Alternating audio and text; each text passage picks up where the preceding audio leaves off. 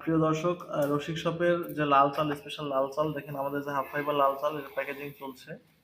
আমাদের কাছে একদম ফ্রেশ কোয়ালিটির যে লাল চালটা, এটা পেয়ে যাবেন।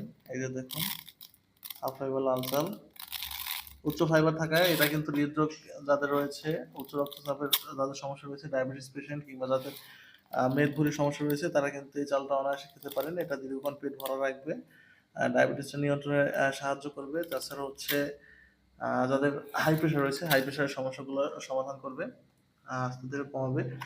যাই হোক, দেখুন এভাবে প্যাকেজিং চলছে আমাদের। এই যে এরকম প্যাকেজিং কিন্তু আপনারা পেয়ে যাবেন।